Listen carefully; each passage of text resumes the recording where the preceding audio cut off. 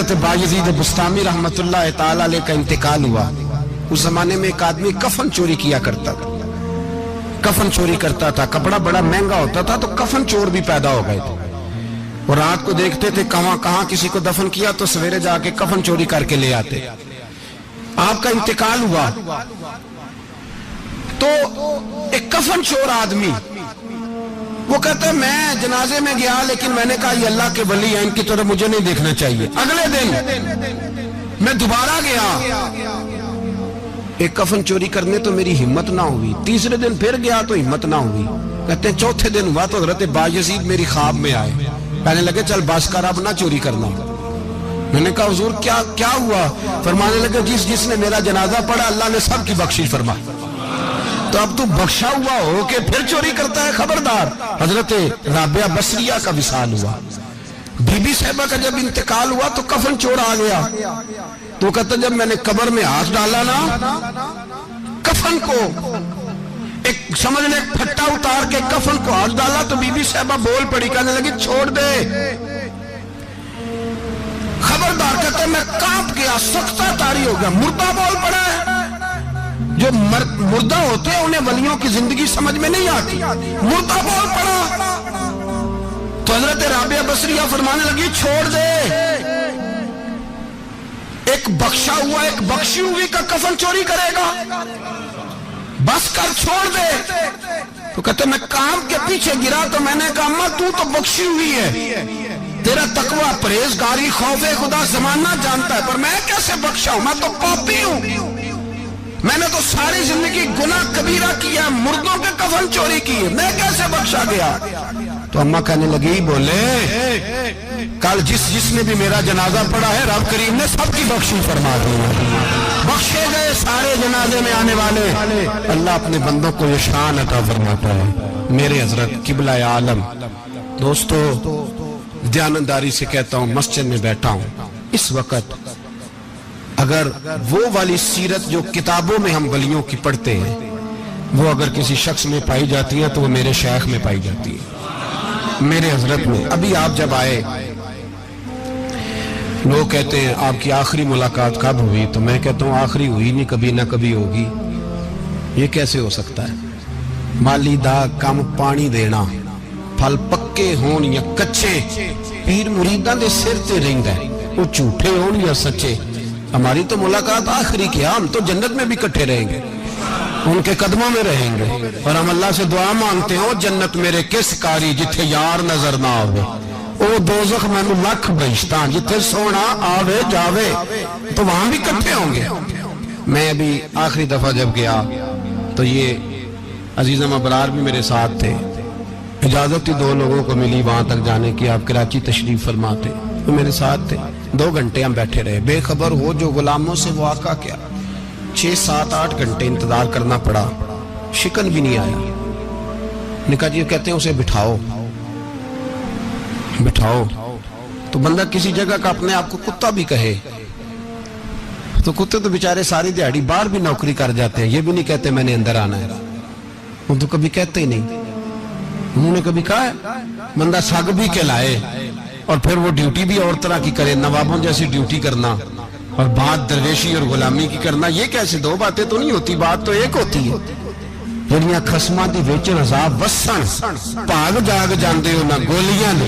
कई घंटे इंतजार किया तो कई लोग आए, हजरत कब आएंगे, चले गए, कई आए।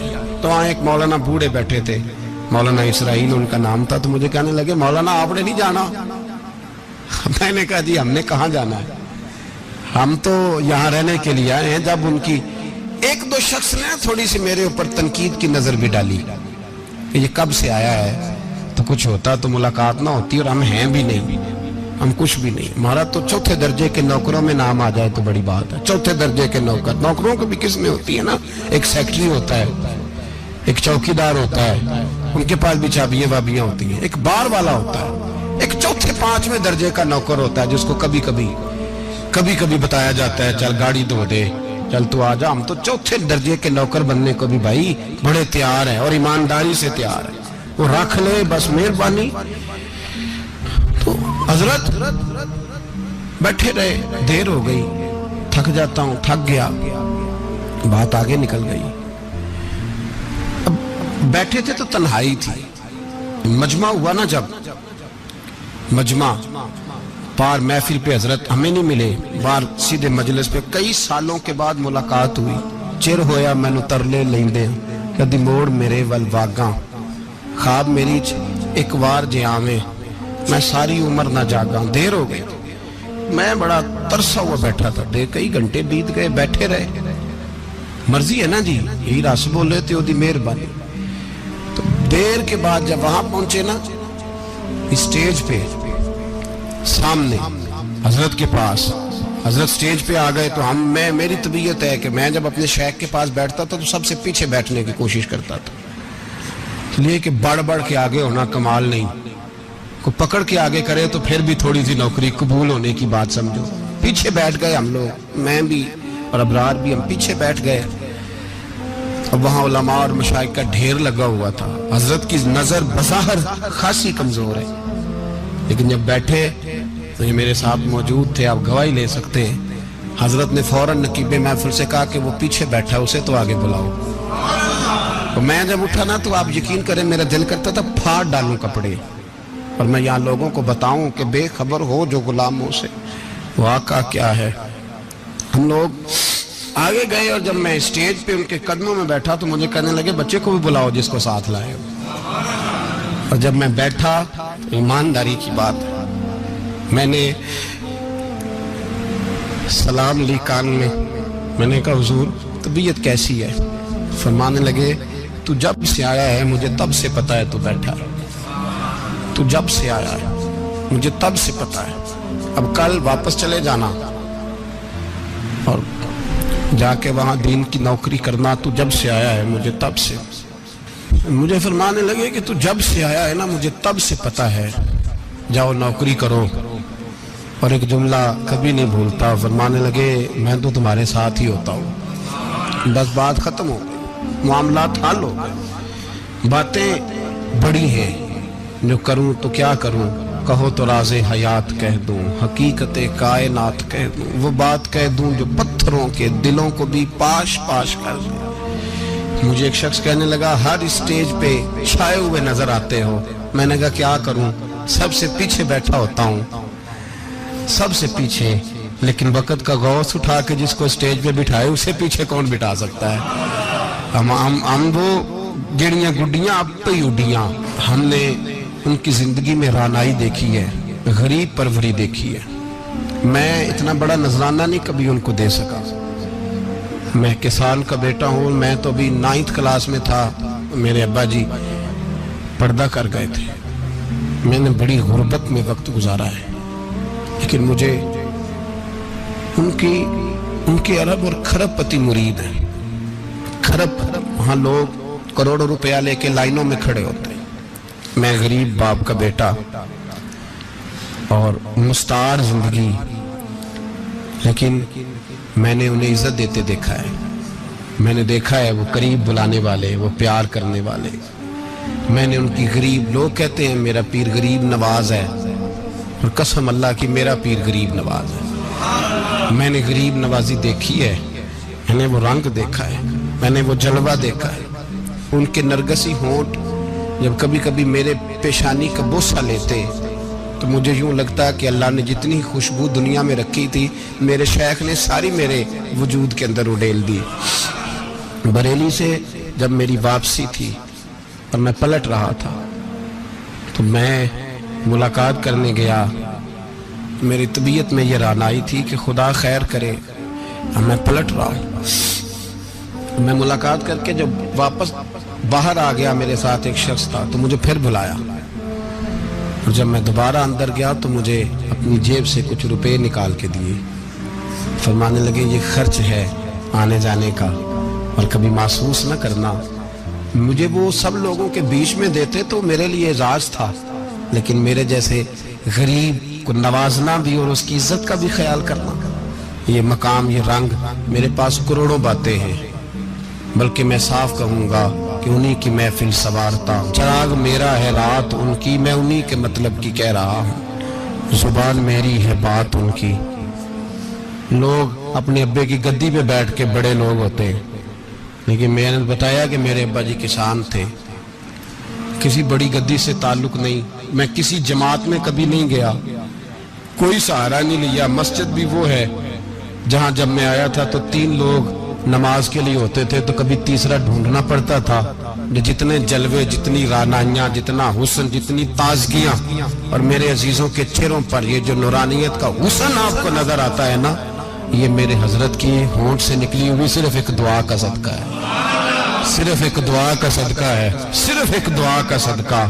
تو بھائی وہ کبھی کبھی یہ شعر پڑھتے ہیں نا میرے عزیز، تو وہ میرے لیے پڑھتے ہیں، میرے لیے شعر پڑھتے ہیں کہ جے کر سائیں وسون کچھ اجیاں نو پھر کیڑا مائی دا لال اجاڑ سکدا ہے، جے کر سائیں وسون کچھ اجیاں پھر کیڑا مائی دا لال۔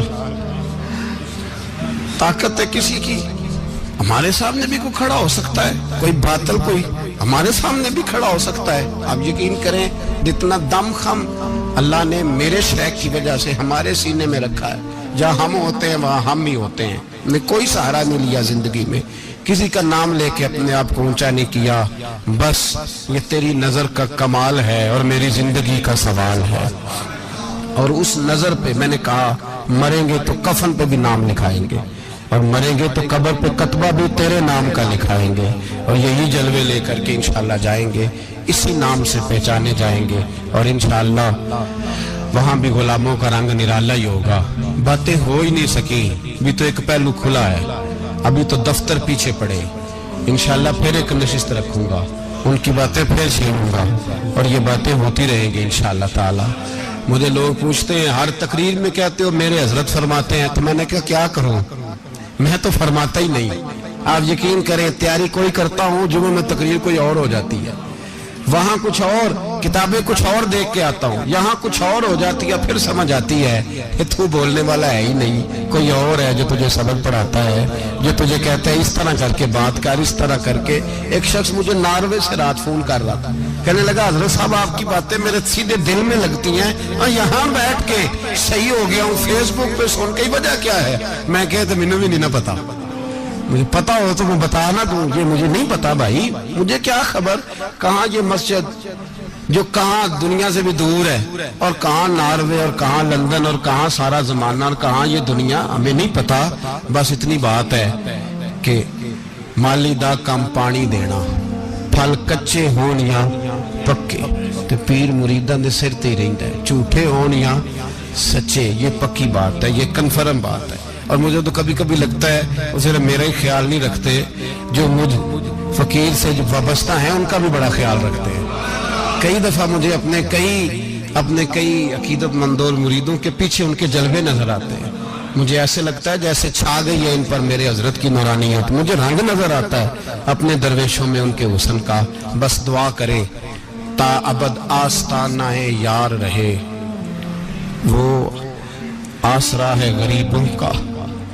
سرکار نے فلاح انسانیت کے لیے جو دوسرا کام کیا نا، وہ لوگوں کو احساس دلایا ہے کہ اگر غلطی ہو جائے تو تم نے بندوں کے سامنے اپنے آپ کو کلیئر نہیں کرنا، تم نے تو رب کے سامنے اپنے آپ کو کلیئر کرنا، اللہ کے سامنے تم نے بچنا ہے کہ میرا گناہ معاف۔ اور حضور احساس پیدا کرتے تھے۔ بخاری شریف میں قبیلہ غامدیہ کی اس عورت کا تذکرہ موجود ہے جو خود آئی تھی، کوئی گرفتار کر کے نہیں لایا تھا، از خود آئی، احساس پیدا ہو گیا نا گناہ کا۔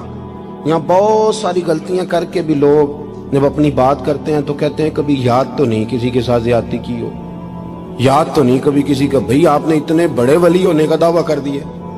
انسان تو انسان رہتا ہے، بڑے بڑے لوگ کہہ گئے کہ یا اللہ اگر انجانے میں بھی بھول گئے ہیں تو ہم سے درگزر فرما، لیکن جب ہم تیار ہی نہیں ماننے کو۔ حضرت انس بن مالک کہتے ہیں وہ خاتون آئی، کوئی پکڑ کے نہیں لایا، کسی 14 دنوں کے ریمانڈ پہ نہیں اسے منوایا گیا، اسے وہ خود بخود آئی، اور کریم محبوب علیہ السلام کے سامنے جب وہ کھڑی ہوئی تو اتنے درد سے میں نے کم لوگ روتے دیکھے ہیں جس درد سے وہ روئی۔ عرض کرنے لگی حضور میں غلطی کر بیٹھی ہوں، مجھ سے زنا ہو گیا، مجھے پاک کر دے۔ تو محبوب کریم علیہ السلام نے فرمایا تو کیسے ثابت کرے گی تو نے گناہ کیا؟ یعنی مجرم کو ثابت کرنا پڑ رہا ہے کہ میں گناہ گار۔ یہ وہ کمال ہے کہ انسانوں کو احساس ہونے لگے کہ یہاں ہم غلط ہیں، جب اعتراف جرم ہوتا ہے، جب بیماری کی تشخیص ہوتی ہے تو پھر اس کا علاج بھی ہو جاتا ہے۔ حضرت انس بن مالک کہتے ہیں وہ عرض کرنے لگی حضور میرے پیٹ میں ناجائز بچہ ہے۔ حضور نے فرمایا جا جب بچہ پیدا ہو تو پھر آنا۔ وہ 8 ماہ کے بعد آئی تو اس کی گود میں پھول سا بچہ تھا۔ حضور نے فرمایا واپس جا، جب روٹی کھانے لگ جائے تو پھر آنا۔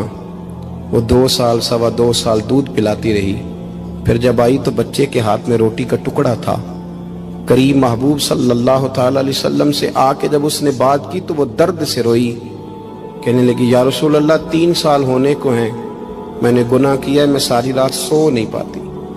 حضور تڑپتی، اگر اس حال میں مر گئی تو اپنے رب کو کیا منہ دکھاؤں، مجھے پاک کر دے، میرے حال پہ رحم فرمائے۔ محبوب کریم صلی اللہ علیہ وسلم نے بچہ ایک صحابی کو دیا، فرمایا بچوں کی طرح پالنا، اور کہا اسے لے جاؤ، پتھر مار مار کے اسے سنسار کر دو۔ صحابہ کہتے ہیں اسے پتھر لگ رہے تھے اور حضور بے چینی کے ساتھ ٹہل رہے تھے۔ آ کے خبر دی حضور وہ تو وصال کر گئی، انتقال ہو گیا۔ فرمایا یہاں تک تو بات اس کی تھی۔ حضرت انس بن مالک کہتے اب محبوب کریم نے صحابیات سے فرمایا اسے غسل دو، کفن پہناؤ، جنازہ تیار ہو جائے تو مجھے خبر کرنا۔ حضرت انس بن مالک کہتے ہیں غسل ہوا، کفن ہوا، جنازہ تیار ہوا تو حیران ہم تب ہوئے جب میرے محبوب نے فرمایا صفے بناؤ، میں خود جنازہ پڑھاؤں گا، میں خود جنازہ پڑھاؤں گا۔ اور سرکار نے جنازہ پڑھایا تو ایک شخص کی زبان سے نکلا حضور اس ملعون کا معاذ اللہ جنازہ جس نے ناجائز بچہ جنا، اس کے لیے آپ دعا کر رہے ہیں، جنازہ پڑھا۔ حضور فرمانے لگے خاموش ہو جاؤ، تم نے گناہ دیکھا ہے اس کا احساس نہیں دیکھا، تم نے غلطی دیکھی ہے لیکن اس کی توبہ کا انداز نہیں دیکھا۔ اور صاحب کنز العمال نے یہ لفظ نقل کیے ہیں کہ کریم محبوب فرمانے لگے اس نے تو ایسی شاندار توبہ کی ہے کہ اگر میں اپنی ساری امت میں بانٹ دوں تو اللہ سب کی مغفرت فرما دے گا۔ احساس جب پیدا ہو جاتا ہے نا اپنے دل کے اندر کہ یہاں میں غلط ہوں، ان العبد اذا اعترف ثم تاب تاب اللہ علیہ او کما قال نبی صلی اللہ علیہ وسلم، رواہ مشکات۔ حضور نے فرمایا جب کوئی بندہ کہتا ہے نا اللہ میں بھول گیا تھا اور پھر وہ توبہ کرتا ہے تو رب اس کی توبہ کو فوراً ہی قبول فرما لیتا ہے۔ پہلی بات یہ کہ عقائد کو مضبوط رکھیں، مضبوط عقائد۔ اور یہ جو آج کل ایک اور ماحول چل رہا ہے، کوئی تھوڑا ادھر کو تھوڑا ادھر، عقائد وہی درست ہیں جن کی تشریح شیخ عبداللہ محدث دہلوی نے فرمائی، عقائد وہی درست ہیں جن کی بابت حضرت مجدد الفسانی لکھ گئے، اور ان سب کو اگر کھلا کر کے بیان کیا تو امام احمد رضا فاضل بریلوی نے بیان کیا۔ انہی بزرگوں کی باتوں کو کھول کر ہمارے سامنے رکھا۔ مضبوط عقائد کی زندگی گزاریں۔ اور دوسری بات اگر کبھی کوئی غلطی ہو جائے پھر اس کا احساس پیدا کریں، پھر اس سے توبہ کریں۔ تیسری بات جو فلاح انسانیت کے لیے بڑی ضروری ہے وہ یہ ہے کہ تھوڑا احساس پیدا کریں دوسروں کا۔ میری زندگی میری ذات سے شروع ہوتی ہے، میری ذات سے، میرے سے ہنس کے بولو، میری بات مانو، میرے پیچھے چلو، میرے آرام میں خلل نہ آئے، میری طبیعت کے مطابق۔ بھئی آپ کی طبیعت کے مطابق چلیں تو پھر تو آپ بہت بڑے خود غرض ہوئے کہ آپ نے صرف اپنے لیے سوچا۔ محبوب کریم کا کمال یہ تھا کہ حضور نہ دوسروں کا بڑا احساس فرماتے تھے۔ آپ بخاری مسلم کی وہ حدیث پڑھیں تو حیران ہو جائیں کہ سرکار فرماتے ہیں میں جب نماز کی نیت باندھتا ہوں تو میرا دل کرتا ہے میں لمبی نماز پڑھاؤں، جب میرا کسی کام کرنے کو دل کرے تو پھر میں ساری دنیا کچلنی پڑے تو میں کر جاتا ہوں، لیکن حضور فرمانے لگے کہ میرا دل کرتا ہے میں لمبی نماز پڑھاؤں، لیکن پھر میرا خیال آتا ہے کہ پیچھے بوڑھے بھی ہیں، بیمار بھی ہیں، بچے بھی ہیں۔ یا رسول اللہ نماز اللہ کی اور خیال بندوں کا؟ فرمایا میں بوڑھوں، بیماروں اور بچوں کا خیال کرتے ہوئے اللہ کی نماز کو مختصر کر دیتا ہوں۔ احساس جب طبیعت ہمارے ہاں نا تیزی کے ساتھ احساس ختم ہوا ہے، تیزی کے ساتھ ہم نے اتنی نفی شروع کی ہمارے تو اہل تصوف میں، اللہ ماشاءاللہ اب تربیت کا طریقہ یہ ہے کہ صرف میں ہوں، میرے سوا کوئی بھی نہیں۔ صحابہ کرام علیہم رضوان کی عادت تھی کہ جب کسی سے ملاقات کرتے تو السلام علیکم کے بعد سورہ عصر کی تلاوت کیا کرتے تھے۔ اس کا مقصد ایک دوسرے کو سبق یاد کرانا ہوتا تھا، نئے سرے سے عزم نو کرنا ہوتا تھا۔ اس صورت کے مضامین ایک دوسرے کو یاد کرانا مقصد تھا۔ سورہ بڑی معروف ہے اور قرآن مجید کی جو الفاظ کے لحاظ سے مختصر صورتیں ہیں ان میں سے ایک ہے۔ اللہ تبارک و تعالی نے قسم اٹھا کے کہا والعصر، محبوب مجھے تیرے پاکیزہ زمانے کی قسم ہو، محبوب تیرے خوبصورت وقار والے، خلوص والے، پاکیزہ بھائی چارے والے تیرے زمانے کی مجھے قسم ہو، ان الانسان لفی خسر، بے شک انسان نقصان میں ہے۔ مطلق فرما دی، تاکید لگا کے، ان الانسان لفی خسر، بے شک انسان نقصان میں ہے۔ یا اللہ سارے، فرمایا الا الذین، سوائے ان لوگوں کے، کون؟ جن میں چار خوبیاں پائی جائیں۔ الا الذین آمنوا، ایک تو وہ ایمان لائیں، وعملوا الصالحات، اور پھر نیک اعمال کریں۔ ایمان لائیں، نیک اعمال کریں، اور پھر چپ نہ کر جائیں، وتواصوا بالحق، پھر حق بات کا اعلان کریں۔ ایمان لائیں، عمل صالح کریں، تیسرا کام کیا کرنا ہے؟ چلیں سارے بولیں گے تو اعلان بھی ہوگا نا، ایسے تھوڑی ہوگا کہ ایک دو آدمی اعلان کرے تو دنیا جاگ جائے۔ حق بات کا اعلان کرنا ہے۔ ایمان لانے کے بعد، عمل صالح کرنے کے بعد تیسرا حکم کیا ہے؟ آپس میں حق بات کی تلقین کرو، اور حق بات کی تم تلقین کرو اور پھر تمہیں کوئی کہے کچھ نہ، پھر تم پہ ظلم نہ ہو، پھر تمہیں ستایا نہ جائے، یہ کیسے ہو سکتا ہے؟ پھر تم بڑے پاک صاحبزادے، پیرزادے، علامہ صاحب، سیاستدان، بیوروکریٹ بن کے بڑی ایک طرف ہو کہ آرام سے زندگی گزارو سارے، تم یہ کیسے ہو سکتا ہے؟ وتواصوا بالحق، جب تم حق بات کی نصیحت کرو گے پھر تکلیف آئے گی۔ پھر کیا کرنا ہے؟ وتواصوا بالصبر، پھر ایک دوسرے کو صبر کی نصیحت بھی کرنی ہے۔ وتواصوا بالحق، ایمان لانے کے بعد، عمل صالح کرنے کے بعد تیسرا کام کیا کرنا ہے؟ ایک دوسرے کو حق بات کی نصیحت کریں، اور پھر رستے میں تکلیف آئے گی، آزمائش آئے گی، پھر کیا کریں؟ وتواصوا بالصبر، پھر صبر کی تلقین بھی کریں۔ یہ قرآن مجید نے 4 شرطیں لگائیں، فرمایا جس بندے میں یہ 4 خوبیاں پائی جائیں گی اسے اللہ کامیابی عطا فرمائے گا۔ مسلمان کی سوچ کے خلاف ہے یہ بات، یہ قرآن کی فکر کے خلاف ہے کہ اپنی فکر کرو،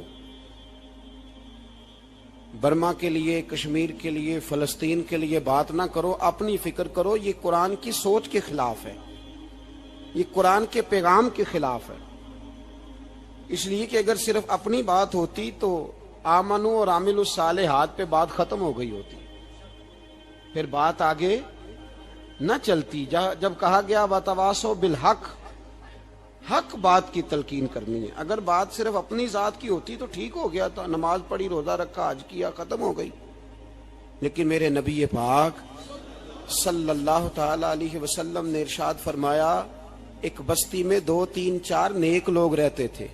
میرے پیارے کریم رسول فرماتے ہیں 3 4 بڑے پرہیزگار، متقی، صاف ستھرے صوفی صاحب، درویش صاحب، علامہ صاحب، بڑے جو کہتے تھے بالکل جی میں کوئی بات نہیں کرتا، کسی بادشاہ کو نہیں چھیڑتا، میں تو بس لوگوں کو اللہ اللہ بتاتا ہوں، میرا کوئی تعلق نہیں، کوئی مرے کوئی جیے، بڑے نیک، صاف ستھرے، پرہیزگار۔ باقی ساری بستی گناہ کرتی تھی۔ نبی پاک علیہ السلام فرماتے ہیں رب کریم نے کچھ عرصے تک مہلت دی، پھر مشیت خداوندی، اللہ کا قانون حرکت میں آیا تو کہا جبریل ساری بستی تباہ کر دو، تباہ کر دو۔ اللہ مہلت دیتا ہے، مہلت دیتا ہے۔ ہم لوگ سمجھتے ہیں نہیں ہماری سیاسی چالیں صحیح چل رہی ہیں، اللہ مہلت دیتا ہے۔ رب کریم نے فرمایا جبریل انہیں تباہ کر دو، تو حضرت جبریل امین علیہ السلام نے عرض کی مولا وہاں تو تیرے 3 4 بڑے نیک بندے بھی رہتے ہیں، بڑے پرہیزگار، سچ بولنے والے، دیانتداری والے، حاجی صاحب، نمازی صاحب، صوفی صاحب، پیر صاحب، بڑے خوبصورت، ان کا کیا کریں؟ تو میرے محبوب پاک علیہ السلام فرماتے ہیں رب کریم نے فرمایا سب سے پہلے انہیں تباہ کرنا۔ سب سے پہلے انہیں سب سے پہلے، اور الٹ دو بستی، پہلے ان کا نمبر لگاؤ۔ یا اللہ ان کی کیا غلطی ہے؟ تو غلطی سن لیں، غلطی یہ ہے کہ انہوں نے 2 صفتیں پیدا کی ہیں، اگلی 2 پیدا کیوں نہیں کی؟ الا الذین آمنوا وعملوا الصالحات پہ روک کیوں گئے؟ آگے کیوں نہیں بڑھے؟ اللہ کریم نے فرمایا جبریل دیکھو نا، میری نافرمانی ہوتی رہی اور ان کے چہرے پر کبھی شکن تک نہیں آیا، لوگ میرا قانون توڑتے رہے، انہیں کبھی برا ہی نہیں لگا، گناہ دیکھ کر کبھی خیال ہی نہیں آیا بدلنے کا۔ میرے بھائی امت مسلمہ اپنے لیے تو آئی نہیں دنیا میں، نبی پاک کی اس لیے تھوڑے آئے تھے کہ پیسے کمائیں، دنیا داری کریں، جھوٹ سچ ماریں اور رخصت ہو جائیں، بچے پیدا کریں۔ یہ کام تو ہندو سکھ بدھ مت سارے کر رہے ہیں، تو فقط اس کام کے لیے تھوڑی آیا ہے۔ کنتم خیر امت اخرجت للناس، اللہ فرماتے ہیں میرے محبوب کے غلاموں تم بہترین امت ہو، میں نے تمہیں امتوں کے بھلے کے لیے پیدا فرمایا ہے، تمہیں لوگوں کی امامت کے لیے دنیا میں بھیجا ہے۔ اے نوجوان مسلم، کبھی یہ تدبر بھی کیا تو نے؟ وہ کون سا گردو ہے جس کا ہے تو ایک ٹوٹا ہوا تارا؟ تو نے کبھی سوچا ہے تو کیا ہے؟ پتہ ہے تجھے؟ روزی کماؤ، روٹی کماؤ، اور اب تو بہت سارے لوگ جھوٹ کی دنیا میں زندہ ہیں، جھوٹ بولتے ہیں اپنے آپ کے ساتھ، دائیں بائیں فراڈ کر رہے ہیں اپنی ذات کے ساتھ، خول بنا لیا اس میں بند ہو گئے، باہر ہی نہیں نکل۔ اپنے ملک کی سوچو، اپنی بات کرو۔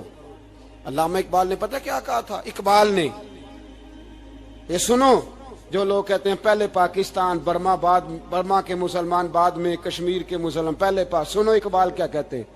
اقبال کہنے لگے ان تازہ خداؤں میں بڑا سب سے وطن ہے، ان تازہ خداؤں میں بڑا کون؟ وطن کی محبت ایمان کا حصہ، اس میں شک نہیں، لیکن اگر اسلام سے پہلے وطن آ گیا تو اقبال کہتے ہیں ان تازہ خداؤں میں بڑا سب سے وطن ہے، اور جو پیرہن اس کا ہے وہ مذہب کا کفن ہے۔ فرماتے ہیں جو وطن اوڑھ لیتا ہے اس نے اپنے مذہب کو دفن کر دیا۔ سب سے پہلے پاکستان نہیں، سب سے پہلے رسول اللہ کا دین ہے، سب سے پہلے قرآن ہے، سب سے پہلے نبی پاک کا فرمان ہے، سب سے پہلے امت مسلمہ ہے۔ ان تازہ خداؤں میں بڑا سب سے وطن ہے، جو پیرہن اس کا ہے وہ مذہب کا کفن ہے۔ اور اقبال کہنے لگے قوم مذہب سے ہے، مذہب جو نہیں تم بھی نہیں۔ قوم مذہب سے ہے، مذہب جو نہیں، کوئی نہیں سمجھ آ رہی آپ کو میری بات؟ قوم کس سے ہے؟ پاکستانی ہونے سے، پنجابی ہونے سے، سندھی بلوچی پٹھان ہونے سے نہ، قوم مذہب سے ہے، اور مذہب جو نہیں تم بھی نہیں۔ یہ کیسے ہو سکتا ہے کہ مذہب نہ ہو اور بندہ زندہ رہے؟ یہ کیسے ہو سکتا ہے؟ بھائی کافر نے اصل میں جاگ ہی نہیں رہا، میں جاگتا ہی نہیں، میں جیب کی سوچتا ہوں، مسجد کی سوچتا ہوں، خانقاہ کی سوچتا ہوں، مدرسے کی سوچتا ہوں، دکان کی، سارا دن تو اس چکر میں لگا رہتا ہوں لوگوں کو ثابت کرنے میں کہ میں صحیح ہوں باقی غلط ہیں۔ میں تو اپنی ذات کے خول سے اٹھ ہی نہیں رہا، اور مجھے یہ اندازہ ہی نہیں کہ لیبیا سارا کٹ گیا، مصر کے ٹکڑے ٹکڑے ہو گئے، مجھے پتہ ہی نہیں کہ شام، جس کے بارے میں میرے نبی پاک علیہ السلام نے فرمایا مکے اور مدینے کے بعد اللہ نے سب سے زیادہ برکتیں ملک کے شام میں رکھی ہیں، اور حضور نے فرمایا جس نے ہجرت کرنی ہو وہ شام جائے۔ اتنا اعلیٰ ملک سارا کٹ گیا، 4 ہزار لوگ ایک دن میں قتل ہو گئے، پر میرا گھر آباد ہے نا، کوئی حرج نہیں، وہ کٹتے ہیں تو وہ دور ہیں، کٹتے رہے۔ فلسطین میں ہمارے ہاں معراج کی محفلیں بڑی جم کے ہوتی ہیں، سارے لوگ پڑھتے ہیں سبحان الذی اسریٰ بعبدہ لیلا من المسجد الحرام الی المسجد الاقصی۔ انہیں پوچھو روز قرآن مجید میں مسجد اقصی کا نام لینے والو تو مسجد اقصی کہتے ہو تو تمہیں اللہ کتنی نیکیاں عطا کرتا ہے، بتاؤ تو صحیح مسجد اقصی کدھر ہے؟ اور اب تو میری طرح کے مولوی آدھی حدیث سناتے ہیں، کہتے ہیں مسجد نبی میں ایک نماز پڑھو تو 50,000 کا ثواب، حرم شریف میں پڑھو تو 1,00,000 کا ثواب۔ مولانا حدیث یہاں سے شروع نہیں ہوتی، کھولو تو صحیح کنز المال، پڑھو مسند امام محمد بن حنبل، حدیث تو یہاں سے شروع ہوتی ہے۔ میرے نبی پاک نے فرمایا مسجد اقصی میں جس نے ایک نماز پڑھی 25,000 کا ثواب۔ اور میری مسجد میں جس نے ایک نماز پڑھی 50,000 کا ثواب، اور اللہ کے گھر بیت اللہ جس نے پڑھی 1,00,000 کا ثواب۔ مسجد اقصی کا تو ذکر ہی چھوڑ گیا ہے، کیوں؟ وہ مسجد جس کی طرف منہ کر کے 15 سال میرے نبی پاک نے نماز ادا کی، کس نے؟ بولیے گا 15 سال تک، 2 ہجری میں 13 سال مکے میں، 2 سال مدینے میں، مسجد اقصی کی طرف جدھر منہ کر کے تیرے اور میرے رسول نماز پڑھتے رہے۔ آج وہ مسجد یہودی کے قبضے میں ہے، کئی جمعے تالا رہتا ہے، وہاں نماز نہیں پڑھنے دی جاتی۔ مجھے کیا لگے اس بات سے، میری مسجد میں تھوڑی لگا ہوا ہے۔ ایسی ہوا چلی ہے کہ ہر شخص سوچتا ہے تمام شہر جلے بس ایک میرا گھر نہ جلے۔ بھائی یہ وہ دور ہے جس دور میں ذرا سی بھی کسی شخص کو تکلیف ہوتی ہے تو عالمی میڈیا پہ بات جاتی ہے، موبائل جیبوں میں فوراً تصویریں کیش ہوتی ہیں۔ میں اور آپ، ہمارا اس قوم سے تعلق ہے جس قوم کے بچے کٹ گئے، ذبح ہو گئے، عورتوں کے پستان کاٹ کے برما کے بدھوں نے ان کے کباب بنا کے کھا لیے، چھوٹے چھوٹے بچوں کی لاشیں انہوں نے لٹکا ڈالی۔ اور یہاں میں حکومت کی کیا بات کروں، یہاں کسی سیاستدان کو مکھی کاٹ جائے تو ہمارے پھٹے آباد ہو جاتے ہیں بحث کرنے کے لیے۔ ہمارے اپنے لوگ، عام آدمی نہیں بات کرتا، عام آدمی نہیں نکلتا، عام شخص کو فکر ختم ہو گئی۔ بھائی سب سے بڑھ کر بہترین مسجد کے خطیب امام حسین تھے۔ مسجد نبوی سے بڑی بھی کوئی مسجد ہوگی جس ممبر پر رسول پاک بیٹھ کے خطبہ دیا کرتے تھے؟ اور میرے مصطفیٰ کے آستانے سے بڑا بھی کوئی آستانہ ہوگا جس کی سجادگی امام حسین کے پاس تھی؟ کہتے ہیں ہمارا کیا تعلق، ہمیں کیا لگے، جو مرضی ہوتا پھرے۔ امام علی مقام آرام سے مسجد نبوی میں بیٹھے تھے، زمانہ پوری دنیا سے جاتا تھا، ہاتھ چومتا تھا، قدموں میں بیٹھتا تھا۔ اتنے بڑی عظمت والی بھی کوئی شخصیت ہوگی جس کے رگوں میں رسول اللہ کا خون دوڑتا ہے، جسے حضور اپنی زبان مبارک اس طرح وہ چوسا کرتے تھے جیسے عرب کے لوگ پیاس کے عالم میں کھجور چوسا کرتے تھے۔ اتنا بڑا بھی کچھ شخص تھا، لیکن جب دین پہ کڑا وقت آیا تو حسین نے مسجد کی خطابت نہیں بچائی، آستانہ نہیں بچایا۔ امام علی مقام نے کہا کوفہ لٹتا ہے تو لٹتا رہے، دمشق میں فساد ہوتا ہے تو ہوتا رہے، وہ ملک شام کی بچیاں رو رہی ہیں تو روتی رہیں کہ ہم پہ یزید قابض ہو گیا، میری مسجد آباد ہے، کافی ہے نا۔ امام حسین نکلے اور نکل کے کہنے لگے جنت البقیع والی جگہ پہ کھڑے ہو کہ یا رسول اللہ میں جا رہا ہوں اور آپ کے لیے جا رہا ہوں، اس لیے کہ مجھے اس شام کو بچانا ہے جس شام میں رسول اللہ کا کلمہ پڑھنے والے لوگ بستے ہیں، مجھے کوفہ دمشق مصر کے لوگوں کو بچانا ہے۔ نانا تیرے کرم کے خزینے کی خیر ہو، میں جا رہا ہوں تیرے مدینے کی خیر ہو۔ نکل کھڑے ہوئے امام علی مقام، میدان میں نکلے، کس کے خلاف؟ بولے کون تھا یزید؟ مسلمان تھا۔ اس وقت تک تو سب نے مسلمان لکھا ہے، جس نے کافر کہا شہادت امام حسین کے بعد کہا۔ جرم کیا تھا؟ میری گردن جھک جاتی ہے جب میں یہ بات کرتا ہوں، ایمانداری سے کہہ رہا ہوں، جوش خطابت نہیں، میری گردن جھکتی ہے جب میں یہ لفظ ادا کرتا ہوں۔ امام علی مقام اس شخص کے خلاف نکلے، سارے خطبے امام حسین کے پڑھ کے دیکھو۔ امام حسین نے فرمایا یزید شرابی ہے، شرابی مسلمانوں کا حکمران ہو سکتا؟ آپ نہ بولیں بے شک، پر بات تو سچی ہے نا۔ امام حسین نے فرمایا شرابی کو ووٹ دیا جا سکتا؟ فرمایا رنڈیوں کا ناچ دیکھتا ہے جو مجرے دیکھے، جو رنڈیوں کے ناچ دیکھے وہ مسلمانوں کا حکمران ہو سکتا؟ امام حسین میدان میں نکلے اور 18 سال کے علی اکبر سے لے کر 6 مہینے کا علی اصغر دے دیا، لیکن شرابی کو برداشت، بے حیا کو برداشت تو میں کیسے کرتے؟ دوستی قاتل سے بھی، مقتول سے یارانہ بھی، اپنی جیب سے فلیکسیں چھپوا کے ظالموں جابروں بدماشوں کو ووٹ دیتے ہو۔ امام حسین کو تیری دیگ کی ضرورت ہے جو تو 10 محرم پہ پکاتا ہے، چاولوں کی ضرورت ہے جو تو نے 9 محرم کو پکائے،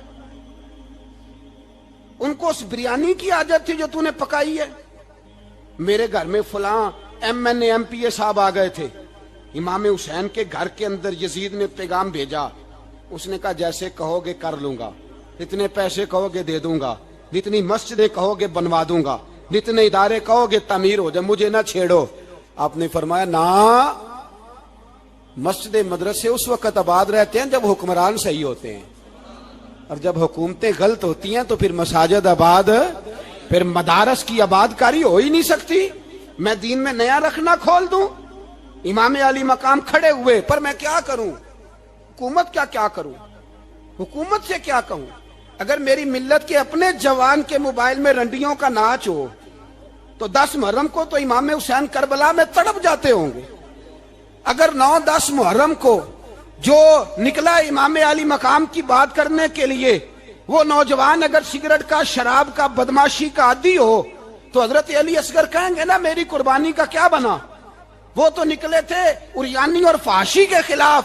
اور اگر ملت کا جوان روز چوک میں کھڑے ہو کے لڑکیوں کو تاڑتا ہو تو حضرت علی اکبر تو اپنی قبر میں روتے ہوں گے کہ یہ اس قوم کے لیے جان دے دی جو آج یزیدی طریقوں پہ عمل کر رہی ہے, جو ساری رات گند دیکھ کے سوتی ہے, جو ساری رات بے حیائی, فحاشی اور عریانی میں لگی رہتی ہے. ان لوگوں کے لیے جان دے دی. اتنا ظلم ان شہیدوں کے ساتھ, اور 10 محرم کو دیگ پکا کے کہتا ہے میں امام حسین کا ماننے والا ہوں, میں امام علی مقام سے پیار کرنے والا ہوں. نہ بھائی, نہ دو رنگی چھوڑ کے یک رنگ ہو جا, سراسر موم ہو جا یا سنگ ہو جا. امت مسلمہ کو بیدار ہونا پڑے گا. امام علی مقام میدان میں نکلے, ڈٹ کے نکلے, اور امام نے فرمایا میدان میں نکل کر کہ میرا وطن مدینہ ہے, میرا وطن مدینہ ہے, پر مدینہ بعد میں, رسول اللہ کا دین پہلے. تو پاکستان کی بات کرتا ہے. امام علی مقام نے فرمایا مدینے کی شریعت بعد میں, رسول اللہ کا دین پہلے, اور تیرے تو بچے عام سے ہیں. امام حسین نے فرمایا میری گود میں جو بچے ہیں وہ رسول اللہ کے نواسے ہیں, پر بچے بعد میں, نبی پاک کا دین پہلے.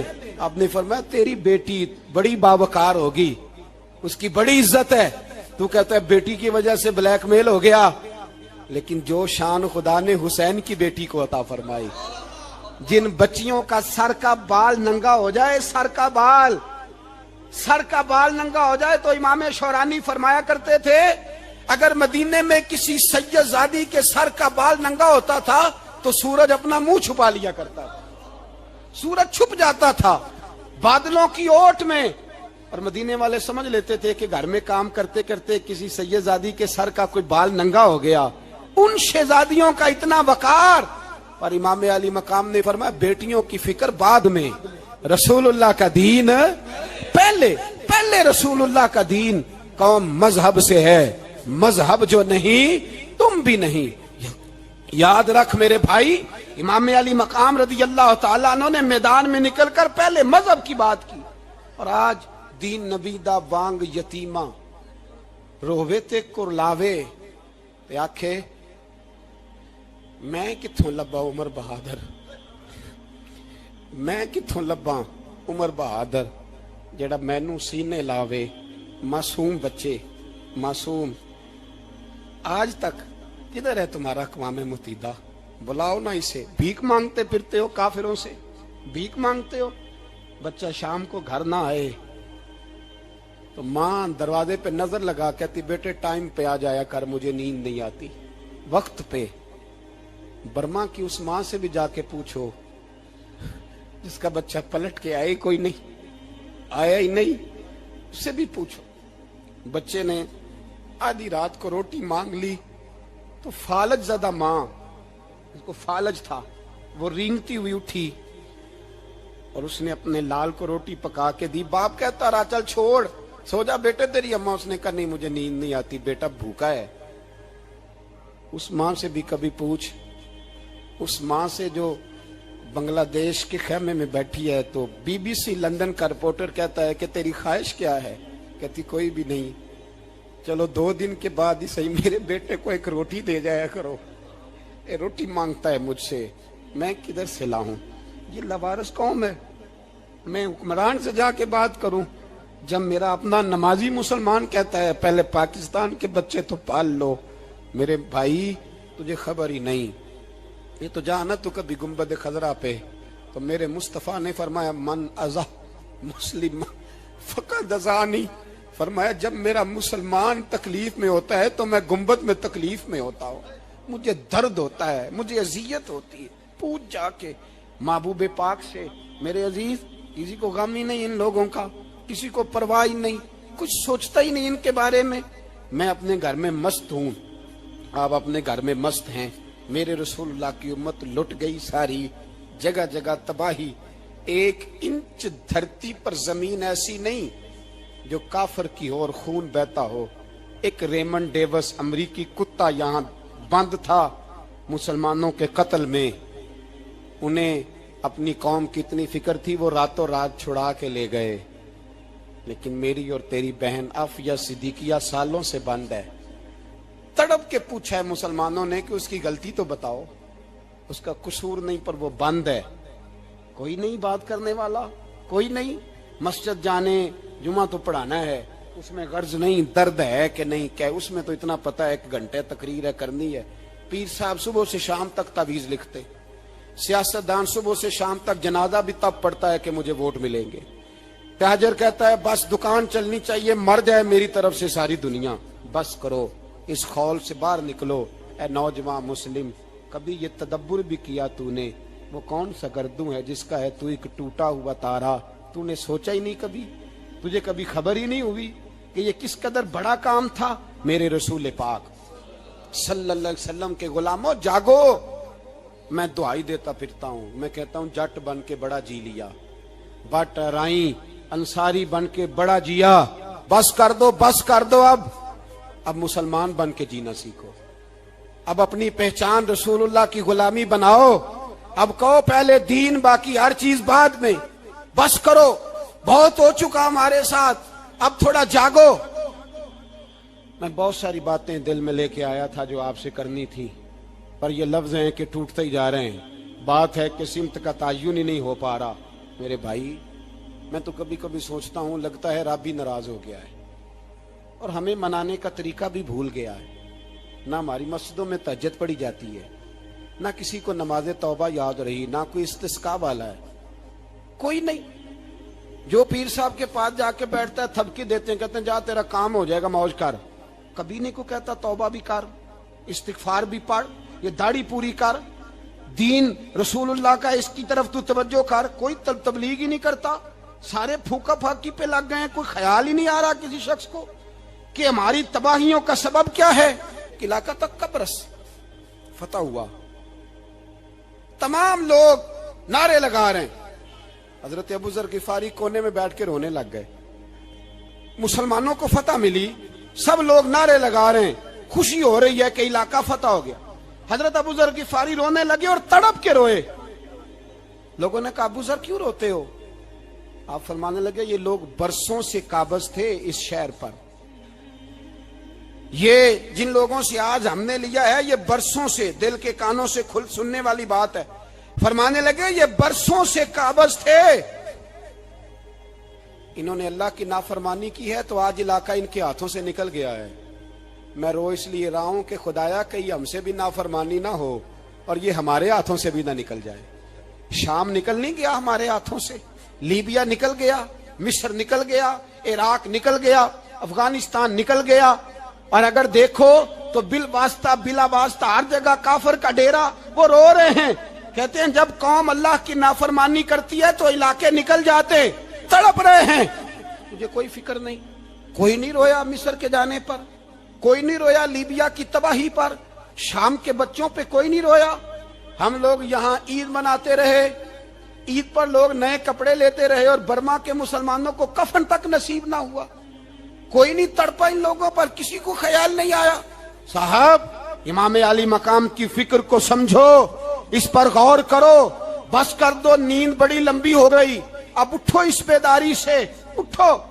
جب قومیں نافرمانی کرتی ہیں تو ملک چھن جاتے ہیں، اور کافر باری باری کر کے باریاں لگا رہا ہے، باری باری تمہیں کئی دفعہ دھمکیاں دے چکا ہے، وہ تمہارا نمبر کئی دفعہ لگا چکا ہے، اب خواب غفلت سے اٹھ جاؤ، آگ پیروں تک آ گئی ہے، ایسا نہ ہو جلا ڈالے سارا کچھ۔ حضرت سیدنا ابو ذر غفاری رو کے فرمایا کرتے تھے جب تم نافرمانیاں کرو گے تو علاقے تمہارے ہاتھوں سے نکل جائیں گے. سو نکل گئے. غوث اعظم کے بغداد پہ کئی دفعہ بم گرے. مولا علی شیر خدا کا شہر نجف کئی دفعہ بم کی نظر ہوا. امام علی مقام کے کربلا میں اب تک کئی دفعہ جنگیں ہو چکی, اس لیے کہ ہم نافرمانی کرتے ہیں, علاقے چھن جاتے ہیں. دوسری بات یہ کہ پھر ہمیں وہ طریقہ بھی نہیں آتا جس سے رب کو منایا جاتا ہے. آپ یقین کریں, مسلمان پہ ایک 5 وقت کی نماز ہے, وہ بھی بوجھ ہے. 2.5 گھنٹے کی تقریر اور 5 منٹ کی جماعت میں لوگ بھاگتے پھرتے ہیں, بڑا مشکل ہے. آج تک مسلمان ایک 5 وقتہ نماز پڑھنے کے لیے بہانے ڈھونڈ رہا ہے ابھی تک. تو وہ مسلمان کہاں سے آئیں گے جو رات کو رویا کرتے تھے, راتوں کو اٹھ کے روتے تھے تو سویرے اللہ کافر کے مقابلے میں اتنی مدد کرتا تھا کہ 10 مسلمان لاکھوں کو بھگا دیا کرتے تھے. اس لیے کہ مدد کس کی شامل ہوتی تھی؟ بول کے بتائیے, کون مدد کرتا تھا؟ کیونکہ دیکھیں نا, یہ ہمیں طریقہ بتایا نبی پاک نے. اللہ حضور سے راضی تھا کہ نہیں؟ یار اس پہ جلدی جلدی بولو. اللہ راضی تھا نا؟ تو بدر کی رات حضور کیا کرتے رہے ساری رات؟ ساتھ نہیں تھا اللہ؟ وہ تو وہاں سے فرما رہا ہے غار ثور سے, ان اللہ معنا. محبوب کہہ دے کہ اللہ تیرے ساتھ ہے. وہاں تھے محبوب کہہ رہے ہیں اللہ ہمارے ساتھ ہے. وہاں سے اللہ ساتھ تھا, پر ساری رات بدر کی ساری رات. اور دعا کا رنگ کیا تھا؟ حضرت ابو بکر صدیق فرماتے ہیں حضور نے ہاتھ اٹھائے, اللہ یہ میرے 313 ہیں, میں کل کمائی لے کے آ گیا. اے اللہ میری کل کمائی ہے, اگر یہ ہلاک ہو گئے تو قیامت تک کون تیری عبادت کرے گا؟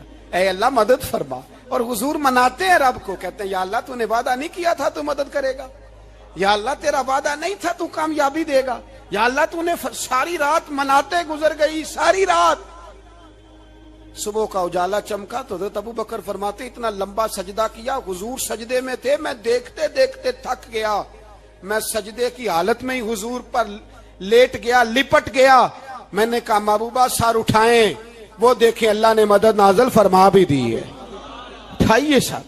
حضور نے اللہ کو منایا, نبی پاک منایا کرتے تھے. ہم اب سجدوں میں بھی نہیں جاتے, اتنی سو گئی امت, سجدوں تقریروں سے انقلاب لانا چاہتے ہیں, ہم خالی نعروں سے انقلاب برپا کرنا چاہتے ہیں. لوگ جب روتے تھے, بوڑھے لوگ سجدوں میں, اور عالم فاضل صوفی کی تو کیا بات ہے نا, وہ تو اللہ کے نمائندے ہیں کہ جس کے صرف سفید بال ہو جائیں.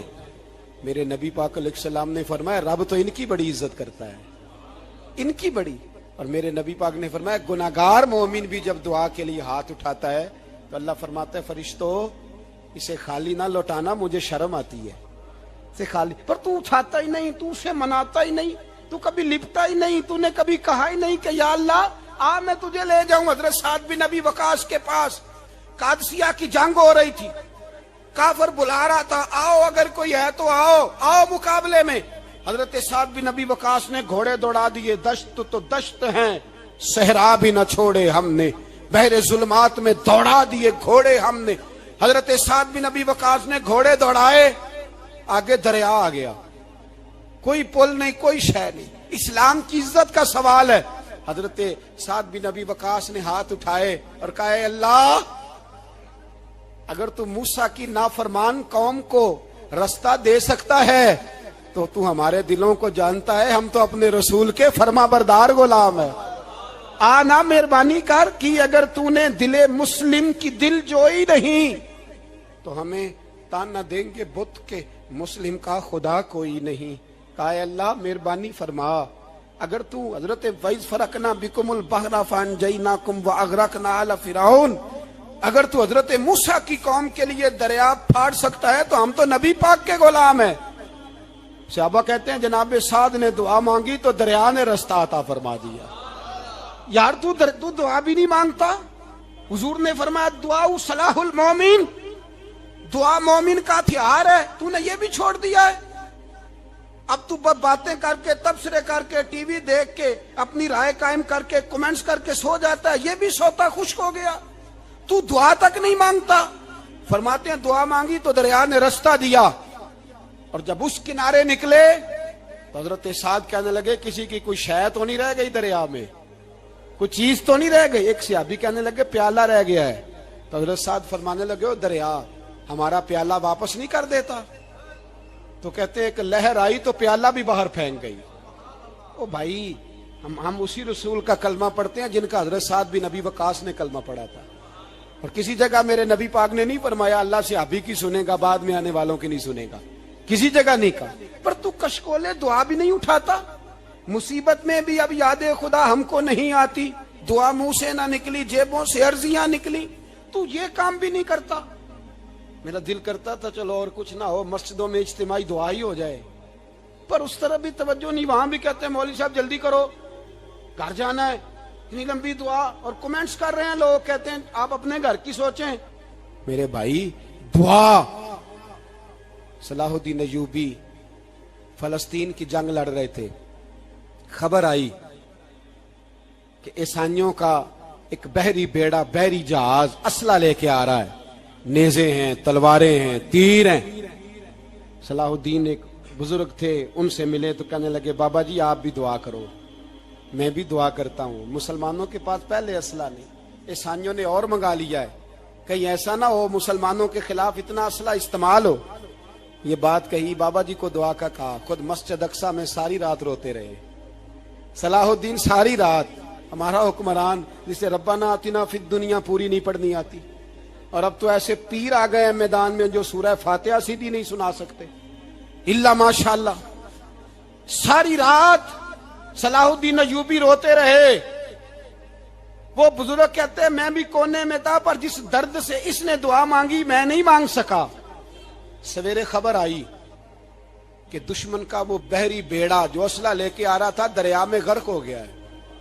صبح خبر آئی تو وہ شخص ایک آگے بابا جی سے کہنے لگا بابا جی وہ بحری بیڑا دریا میں غرق ہو گیا. تو بابا جی رو پڑے, کہنے لگے دریا میں غرق نہیں ہوا, صلاح الدین ایوبی کی آنسوؤں میں غرق ہو گیا ہے. اس کے آنسوؤں میں غرق ہو گیا ہے, اس نے رب سے دعا ہی ایسی مانگی اس کے آنسوؤں میں. تو دعا بھی نہیں مانگتا میرے بھائی مسلمانوں کے لیے, تو دعا بھی نہیں مانگتا. امام حسین میدان کربلا میں تھے, ایک راوی کہتا ہے 3 دن پانی بند رہا ہے, روٹی بند رہی ہے, پر قرآن پاک کی تلاوت 1 منٹ کے لیے بھی بند نہیں ہوئی, دعا اور التجا 1 منٹ کے لیے بھی بند. حسین کے خیمے سے یہ آواز بار بار آتی رہی, یا اللہ استقامت بھی دے اور صبر بھی عطا فرما. دعا کا رستہ بند, تلاوت بند نہیں ہوئی, اللہ کی بارگاہ میں سجدے بند نہیں ہوئے, تو چھوڑ گیا ہے. تو دعا تک نہیں مانگتا. دعا تو انقلاب برپا کر دیتی ہے, دعا تو حالات بدل دیتی ہے, دعا تو تبدیلی لے آتی ہے. کوئی بیٹھا ہوا مجھے دور دعا دیتا ہے, بس دعا دیتا, فقط دعا دیتا ہے. کوئی بیٹھا ہوا مجھے دور دعا دیتا ہے, میں ڈوبتا ہوں پر سمندر اچھال دیتا ہے. وہ بھائی تو دعا بھی چھوڑ گیا. پہلی بات آپ کی خدمت میں یہ ہے کہ جاگیں, مسلمان بنیں.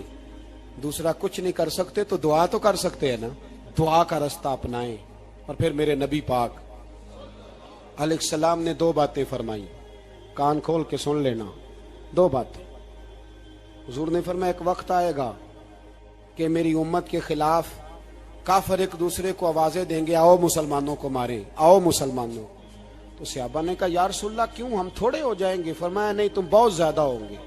56 اسلامی ملک ہیں دنیا میں, کتنے بول کے بتانا ہے. اتنا سا برما ہے,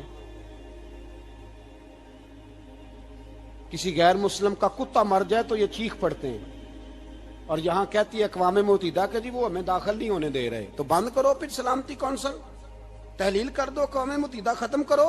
اگر تمہاری کو سنتا نہیں تو بنائی کیا ہے, صرف مسلمانوں کو پریشرائز کرنے کے لیے. اور ہمارے مسلمان بھیک مانگتے پھرتے ہیں, کہتا ہے کہا ہے ہم نے اقوام متحدہ سے. اب تم اپنے لیے کافر سے بھیک مانگو گے, کافر سے بھیک مانگو گے. میرے عزیز نبی پاک علیہ الصلوۃ والسلام نے فرمایا کافر ایک دوسرے کو بلائیں گے مسلمانوں کو مارے. یا رسول اللہ ہم تھوڑے ہوں گے. فرمایا بہت زیادہ ہوں گے. تو حضور کیا ہوگا؟ فرمایا تمہیں وہن ہو جائے گا. یا رسول اللہ وہ کیا ہے؟ فرمایا دنیا سے پیار ہو جائے گا, مرنے کو دل نہیں کرے گا. دنیا سے اور مرنے کو. اس وقت سمجھ لینا کافر تم پہ حاوی ہے, میں اپنا اندازہ کروں، آپ اپنا کریں، مجھے دولت سے کتنا پیار ہے اور آپ کو کتنا پیار ہے۔ جھانک کے سنیں یہ لفظ رسول پاک کے صلی اللہ علیہ، حضور نے فرمایا جب تجھے دنیا سے پیار ہو جائے، دولت سے پیار ہو جائے، اقتدار سے پیار ہو جائے، اور جب تجھے موت بری لگنے لگے، تیرا مرنے کو دل نہ کرے، پھر کافر تیرے اوپر چڑھ آئے گا۔ آج دولت ہی تو رہ گئی ہے، باقی بچا کیا ہے؟ میں اکثر کہتا ہوں شادیاں نہیں ہوتی، تجارتیں ہوتی ہیں۔ لڑکی والے کہتے ہیں کہ لڑکا زیور کتنا ڈالے گا، لڑکے والے کہتے ہیں لڑکی جہیز کتنا لائے گی۔ تجارت، ہر جگہ دولت، ہر جگہ پیسہ، ہر جگہ سرمایہ۔ جہاں جس معاشرے میں تلاوت بکے، نعت بکے، تقریر بکے، اس سے زیادہ اور تباہی کا معاملہ کیا ہوگا؟ میرے عزیز، میرے رسول پاک علیہ الصلوۃ والسلام کے صحابہ کے قریب دنیا داری آ سکی نہیں آئی۔ حضرت ابو بکر صدیق نے پانی مانگا تو لوگوں نے دودھ دیا، فرمایا پیچھے کرو۔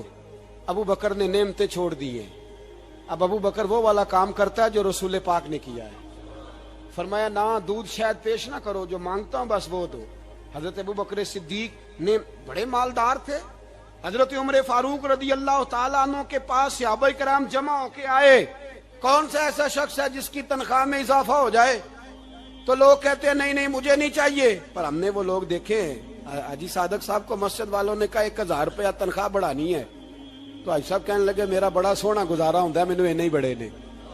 حضرت سیدنا عمر فاروق رضی اللہ عنہ صحابہ اکٹھے ہو کے گئے، کہنے لگے عمر حضور کے زمانے میں بظاہر غربت رہی، جناب صدیق اکبر کے زمانے میں غربت، اب تو بڑی ریل پیل ہے، بحرین سے لاکھوں کا مال آتا ہے، آپ کو بڑے بڑے سفیر ملنے آتے ہیں، پر آپ وہی پرانا کرتا اور وہی تامت جو کئی جگہ سے سی آپ نے کئی جگہ سے پھٹی۔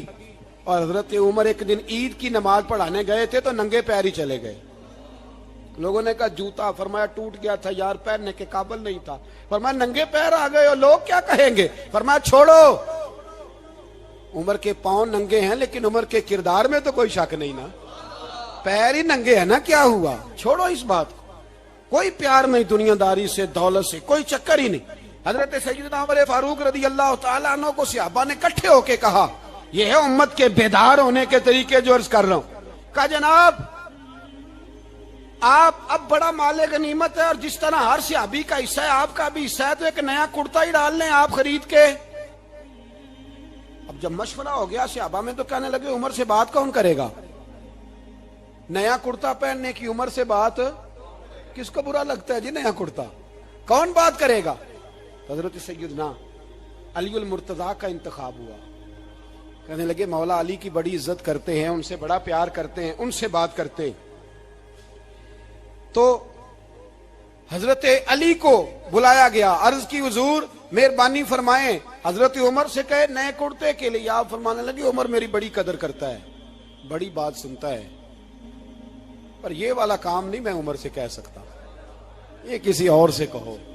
تو کہنے لگے آپ رہنمائی کر دیں، کس کو کہیں؟ تو جناب علی المرتضیٰ فرمانے لگے اگر حضرت عائشہ صدیقہ سے کہو گے تو عمر فوراً مان جائے گا، وہ مومنوں کی ماں ہیں۔ صحابہ حضرت عائشہ کے پاس، اماں جی عمر کو بلائیں، ان کو کہیں، بڑے بڑے سفیر آئے ہوتے ہیں، وہی پرانے کپڑے پہن کے بیٹھ جاتے ہیں۔ اللہ اکبر۔ حضرت عائشہ نے پیغام بھیجا، فرمایا عمر کو بلاؤ۔ عمر فاروق دوڑے ہوئے آئے، پردے کے پیچھے حضرت عائشہ کے پاس گھٹنوں کے بل، اماں جی دیر تو نہیں کر آیا میں آنے میں؟ حکم ہو، حضور کے گھر سے پیغام آیا، بڑے بڑے سفیروں کو چھوڑ کے بھاگے۔ حضرت عائشہ صدیقہ کہنے لگی عمر دیکھو جائز پیسے ہوں تو اسلام اچھے لباس سے منع نہیں کرتا، اب بڑا بڑا مال آیا ہے، اب تیرا بھی حصہ ہے، تو صحابہ کرام کی خواہش ہے کہ نیا کرتا پہن لو، بڑے بڑے سفیر آتے ہیں، حرج بھی کوئی نہیں، جائز بھی ہے، کو منع نہیں۔ حضرت عمر نے گردن جھکا، جی اماں جی، جی اماں جی، جی اماں جی۔ حضرت عائشہ کہتی ہیں بات ختم ہوئی، عمر نے گردن اٹھائی تو عمر کی داڑھی آنسوؤں سے بھری ہوئی، کہتی ہے مجھے کہنے لگے اماں جی میں تو صرف مسجد میں دیکھا کرتا تھا، آپ تو مصطفیٰ کو دن رات دیکھتی تھی، جس طرح کے کرتے آمنہ کے لال نے پہنے ہیں مجھے بھی پہنا دو، میں تیار ہوں، میں پہن لوں گا، میں تیار ہوں پر جس طرح کے میرے نبی نے پہنے. حضرت عائشہ کہتی ہے میں پھوٹ کے روئی, میرا پلو آنسوؤں سے بھر گیا. فرماتی ہیں میں عمر کی بات سنتی گئی تو میرا پلو آنسوؤں سے. میں نے کہا عمر تو جا, تو ٹھیک ہے. فرماتی ہے عمر فاروق سلام کر کے اٹھے, امیر المومنین چلے گئے. اس کونے میں صحابہ چھپے ہوئے تھے, وہ آئے. کہا اماں جی کیا بات ہوئی؟ تو میں پھر رو پڑی. میں نے کہا کیا بتاؤں, تمہیں پرانے کرتے نظر آتے ہیں, اسے محمد عربی کے جلوے نظر آتے ہیں, اسے رسول اللہ کا رنگ نظر آتا ہے, اسے وہ غلامی نظر آتی ہے. عمر کو دنیا سے پیار, اور دنیا سے پیار نہیں تھا, دعا پتہ کیا تھی؟ یوں جھولی اٹھا کے اللہ مرزقنا شہادتن فی سبیلک وجعل موت فی بلد حبیبک. اللہ عمر کو بسترے والی موت نہ دینا, موت شہادت کی دینا. اور میں میدان میں جا کے نہیں مرنا چاہتا, مجھے رسول اللہ کے شہر میں موت چاہیے, باہر جا کے نہیں. یہی میدان لگے مدینے میں, یہی موت آئے, اسباب بنا. میں مدینہ بھی نہیں چھوڑنا چاہتا. او بھائی ان لوگوں کو نہیں پیار تھا. جناب صدیق اکبر کا وصال ہوا تو زہر کے اثر سے, وہ جو آپ کو زہر لگا تھا, بعض مفسرین نے لکھا ہے کبھی کبھی وہ جو سانپ نے ڈسا تھا تو کبھی کبھی اس کا اثر آتا تھا, بس اللہ نے شہادت دینی تھی کبھی کبھی, ورنہ تو بڑی شفائیں تھیں. حضرت عمر شہید, حضرت عثمان, جناب علی, امام حسن, امام حسین, علی اکبر, علی اصغر, حضرت عباس, حضرت سعد بن معاذ, حضرت امیر حمزہ, مصعب بن عمیر. میرے محبوب نے تو لسٹ بنائی شہیدوں کی, لسٹ بنائی شہیدوں کی. شہادت سے پیار کیا رسول اللہ صلی اللہ علیہ وسلم کے غلاموں نے, پیار کیا شہادت سے. اسی لیے تو کافر اٹھ نہیں سکا کہ شہادت سے حضرت سعد بن معاذ رضی اللہ تعالیٰ عنہ کو زخم لگ گیا, جنگ سے زندہ آ گئے لیکن زخم ہے, رو کے کہنے لگے محبوبہ سارے شہید ہو گئے, میں ایسے ہی رہ گیا. حضور نے فرمایا نہیں, رب تجھے بھی شہادت کی موت ہی عطا فرمائے گا. اسی زخم میں پردہ ہو گیا. میرے بھائی حضرت عمر بن جموح رضی اللہ تعالیٰ عنہ 4 بیٹے لے کے احد کے میدان میں آئے. کہا محبوبہ میرے 4 ہی تھے, میں سارے لے آیا ہوں, سارے ہی قبول ہیں؟ فرمایا ٹھیک ہے. پھر خود بھی زرہ پہن لی, ایک ٹانگ سے لنگڑے تھے, ٹانگ چھوٹی تھی. حضور نے فرمایا تو نے کیوں لباس پہن لیا ہے؟ کہا حضور میں نے بھی تو جہاد پہ جانا ہے نا. حضور نے فرمایا تیرے 4 بیٹے جو جا رہے ہیں. تو کہا یا رسول اللہ کیا لنگڑے جنت میں نہیں جا سکتے؟ حضور لنگڑے اللہ کو قبول نہیں, میں نہیں جا سکتا. تو میرے نبی پاک صلی اللہ علیہ وسلم نے فرمایا نہیں, جنت تو تیرا انتظار کر رہی ہے. کہا حضور پھر میں بھی جاؤں گا, بچے جائیں گے تو میں بھی جاؤں گا. ایک بی بی احد کے دن 3 سال کا بچہ لے کے گھر سے نکلی. بیبیوں کو کہتی ہے میرا خامد بھی بدر میں شہید ہوا, بھائی بھی اور باپ بھی. آج حضور نے پھر بلایا ہے, دل کرتا تھا کوئی جوان بیٹا ہوتا تو میں پیش کرتی, پر اب میرے پاس یہ 3 سال کا ہی ہے. بچہ لیا مدینے میں مسجد نبوی میں, حضرت بلال سے کہنے لگی 2 منٹ حضور کا دیدار چاہیے. نبی پاک آئے, کیسے آئی ہو؟ کہنے لگی محبوبہ میں شہید کی بیٹی, شہید کی بہن, شہید کی بیوہ ہوں, میرے پاس اب جوان تو کوئی نہیں, یہ 3 سال کا ہی ہے. حضور نے مسکرا کے فرمایا یہ کرے گا کیا کرے گا؟ کہنے لگی حضور سنا ہے اسلحہ تھوڑا ہے, ڈھال کی ضرورت ہے, لوہے کی ڈھال ہوتی تھی, جب تلوار آتی تھی تو آگے کی جاتی تھی. کہا محبوبہ میرا شہید کی اماں بننے کو بڑا دل کرتا ہے, یہ میرا 3 سال کا لے جاؤ, جب تیر آپ کی طرف آیا تو میرا بیٹا آگے کر دینا, یہ ڈھال کا کام تو دے گا نا. ہنستے ہوئے محبوب کی آنکھوں میں آنسو آئے, بچے کو پکڑ کے سینے سے لگایا, ماتھا چوما, فرمایا جا تیرے ساتھ وعدہ ہے قیامت کے دن تجھے شہید کی اماں کہہ کے ہی پکارا جائے گا, وعدہ ہے تیرے ساتھ تجھے شہید کی. میرے بھائی مرنے کو دل ہی نہیں مسلمان. میرے نبی پاک صلی اللہ علیہ وسلم نے فرمایا جس کے دل میں کبھی شہادت کی آرزو پیدا نہیں ہوئی, اس کے سینے میں دھڑکنے والا دل مومن کا ہے ہی نہیں, وہ تو منافق ہے. جو کبھی دین کے رستے میں شہید ہونے کو, میرے بھائیوں دین کو بڑی ضرورت ہے, بڑی ضرورت ہے, بڑی. اے خاصائے خاصان رسول وقت دعا ہے, امت پہ تیری آ کے عجب وقت پڑا ہے, वो दीन जो बड़ी शान से निकला था वतन से, परदेश में वो आज गरीबुल गुरबा है। फरियाद है ए कश्ती उम्मत के निगेबां, बेड़ा ये तबाही के करीब आन लगा है। और एक शायर कलम तोड़ गया, कहने लगा तुझसे फरियाद है ए गुंबद खजरा वाले, तुझसे फरियाद है ए गुंबद खजरा वाले, काबे वालों को सताते हैं कलीसा वाले। तुझसे फरियाद है ए गुंबद खजरा। अपने अंदर दीन का दर्द पैदा करो, ज़ौक़ पैदा करो, मुसलमान बन के जीना सीखो। जब कोई बरादरी पूछे तो कहो मैं मुहम्मदी होता हूँ, मैं मुस्तफ़वी होता हूँ, मैं रसूलुल्लाह का गुलाम होता हूँ, मैं पहले मुसलमान हूँ, बाकी कुछ बाद में हूँ। खुदारा अपने घर में पर्दा कराओ, खुदारा रिज़्क़ हलाल खाओ। अगर पर्दे ना हो, रिज़्क़ हलाल ना हो तो जज्बा जिहाद पैदा नहीं होता। खुदारा अपने अंदर इनकलाब बर्पा करो, दीन के लिए जीना सीखो। दीन बड़ा तड़पता है, दीन बड़ा रोता है। रसूलुल्लाह आज तजारत करने वाले मिलते हैं, आज सियासत करने वाले मिलते हैं, दीन वाले नहीं मिलते, दीन के दर्द वाले नहीं मिलते। अपील है आपसे, आज रात 2 नफल पढ़ के और कुछ ना हो सके तो मुसलमानों के लिए दुआ ज़रूर कर देना, उनके लिए दुआ ज़रूर कर देना। अपने आप को बेदार करो, बेदार करो। भाई हम तो आज तक इसलिए डर रहे हैं कि हमारा चेहरा ही नबी पाक जैसा नहीं बन सका, तो दाढ़ी रखने में भी हम डरते हैं, नमाजी बनने, मस्जिद आबाद करने में, मुसलमान कहलाने में भी तो खौफ है। तो बतलाओ ना, इससे आगे बात कब चलेगी? जिहाद की बात तो बड़ी आगे जाके। बदल जाओ, रसूलुल्लाह का गुलाम बन के जीना सीखो। नबी पाक सल्लल्लाहु अलैहि वसल्लम की गुलामी का पटा अपने गले में डालो। यही इमाम हुसैन की सोच है, यही इमाम अली मकाम का पैगाम है। इसको कभी फरामोश न करना। इमाम हुसैन हमें बता गए, सारा कुछ लुट जाए पर दीन के अंदर कोई नक्स वाक़या ना होने पाए। कोई शराबी, कोई बेईमान, कोई लुटेरा कभी उसके सपोर्टर ना बनना। हमेशा वो किसी शायर ने कहा था, हमसे ना रकम होंगे कसीदे यजीद के। किसी ने कहा, किसी जालिम ने, मेरी सपोर्ट कर, मेरी बात कर, तो उसने कहा हमसे ना रकम होंगे कसीदे यजीद के, क्योंकि हम लोग तो हुसैन के सीरत निगार हैं।